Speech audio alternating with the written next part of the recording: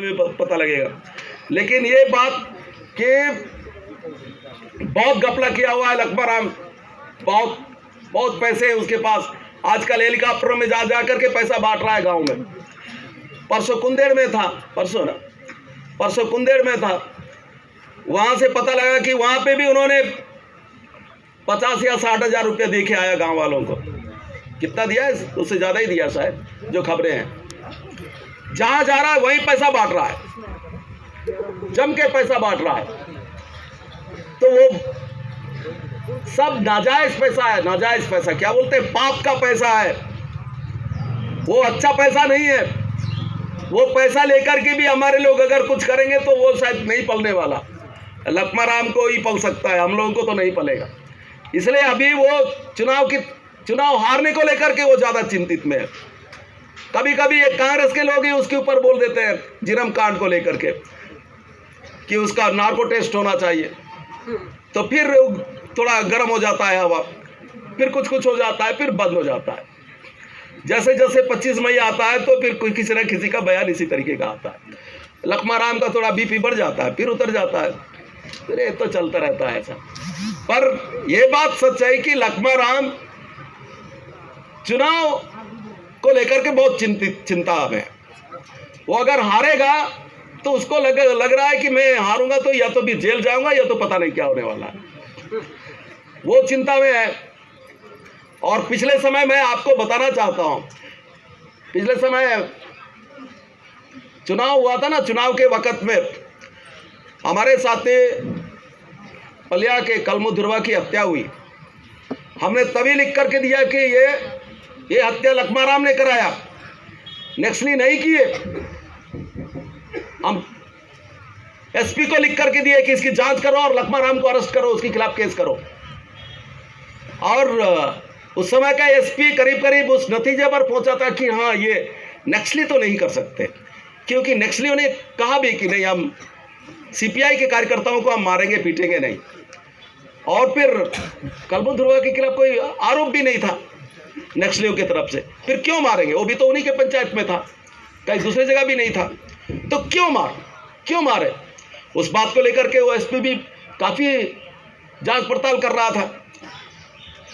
तो अब बाद में एसपी ने कहा कि चुनाव का रिजल्ट आने दीजिए मनीष जी, अगर वो हार जाएगा तो मैं तो इसमें सितंबर अक्टूबर का महीना होगा, सितंबर का महीने में अंदर वाले आए, अंदर वाले मतलब दादा लोग उसी गांव में इत्तापारा में आकर के कुछ 1-2 और केस था, वो सब को लेकर के वो लोग आए। गांव वालों को, कई लोगों को पिटाई किए, 12-15 लोगों को जम के मारे। और कलमू ध्रुवा के बारे में भी चर्चा करते हुए मारे कि तुम लोग साले इस गांव के लोग कलमू ध्रुवा की हत्या करते हो और हमारा बदनाम करते हो। सुन रहे हो ना, पार्टी के लोग सुन लिए रहो। अरे उसमें ताली बजाने की क्या बात है? आप लोगों को सुनने के लिए बोल रहा हूं मैं। दादा लोगों ने कहा, नक्सलियों ने, कोई कमांडर आया, बोला कि तुम कलमू ध्रुवा की हत्या करके तुम हमको बदनाम करने वाले हो। ऐसा बोल करके 12-15 लोगों को बहुत पिटाई की है। वो लोग चल फिर नहीं पाए और गांव वालों को बैन लगा दिए थे कि तुम लोग कहीं मत जाना, बाजार भी मत जाओ, थाने भी मत जाओ, अगर कोई जाएगा तो ठीक नहीं करेंगे। कई महीने भर कोई नहीं निकला उस गांव से बाहर। ये सच्चाई है। तो हत्यारा तो है लक्ष्मण राम। हमारा एक साथी क्या ना, वेट्टी उंगा की भी कई वर्ष पहले वो गायब हो गया, उसकी भी हत्या इन्हीं लोगों ने की। तो लक्ष्मण राम तो ये सब है उनके ऊपर। जिरम वाले मामले पर वो जो गजेंद्र, मूलवासी बचाओ मंच का गजेंद्र, यही पदयात्रा के बाद जो सभा हुई थी उसमें उन्होंने जो कहा वो तो बहुत वीडियो वायरल हुआ। सवाल यह है कि लक्ष्मण वहां कैसे बच गया? और कांग्रेस के लोग ही सवाल करते हैं, पर कांग्रेस के लोग सवाल करते हैं, कांग्रेस के लोग उनको मंत्री बनाए हुए हैं। गजब हो रहा है, ऐसा कांग्रेस है।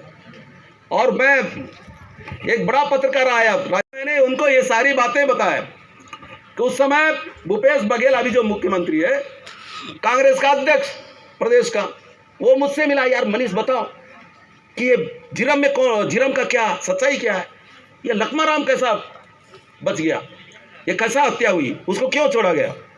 सबको शंका था कि इसको क्यों छोड़ दिया, पक्का लखमा राम ये सब कराया, क्योंकि अजीत जोगी ऊपर से उड़ गया और अजीत जोगी का आदमी था लखमा राम, और अजीत जोगी और लखमा राम मिलकर के कांड कर दिए। ये भूपेश बघेल का भी आरोप।